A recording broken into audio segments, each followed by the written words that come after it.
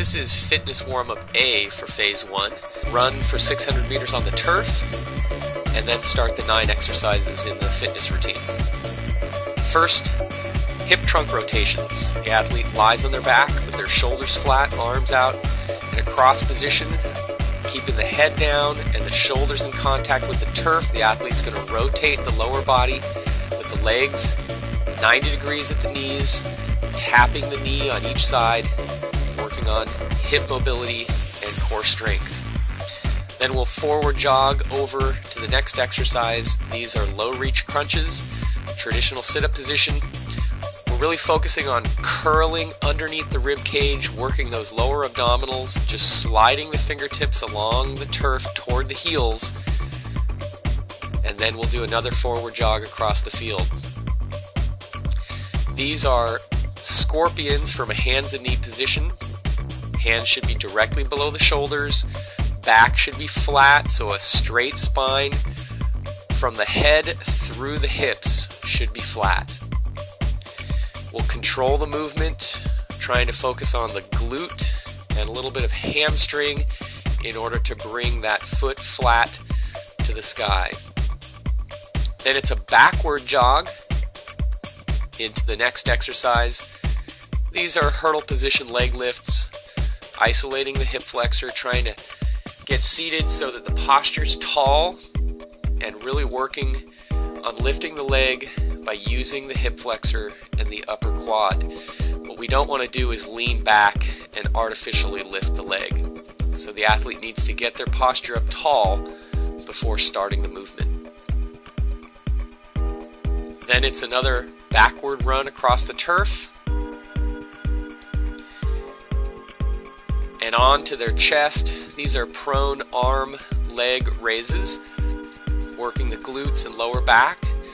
The athlete's going to lift one arm and the opposite leg, and then they'll alternate after a 3 count. Notice that the athlete never puts both hands on the ground at the same time. They're always lifting one side as the other side comes down. These are 360 spins across the turf, working on a little multi-directional stability. And then we're down onto the hands and knees for hydrants. It's important here that the athlete lift the leg only as much as they're capable of by utilizing their hip and glute.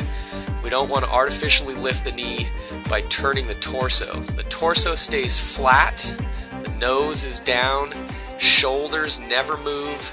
It's all hip and glute that lifts the leg. And then we'll do 360 circles to the left, back across the field, and into scoops. This is another lower abdominal exercise. The athlete's going to extend their legs out straight and then lift the legs up to about 90 degrees at the hip before collapsing at the knees, bringing the heels down to the glute, and extending out again.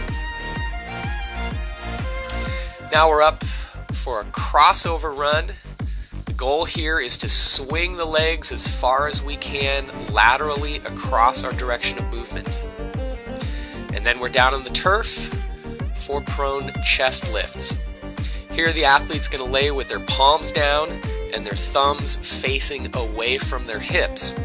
They're going to activate the gluteals, then the lower back, and then squeeze the shoulder blades together to lift the chest and bring the backs of the hands together with the thumbs lifting up toward the sky. And the final run will be a wide step run. The athlete, instead of throwing their body weight from side to side, they just want to get those feet wide and move across the turf. These are lateral leg raises.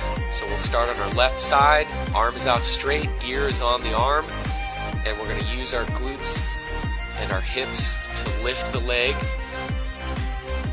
And then we'll do some twists.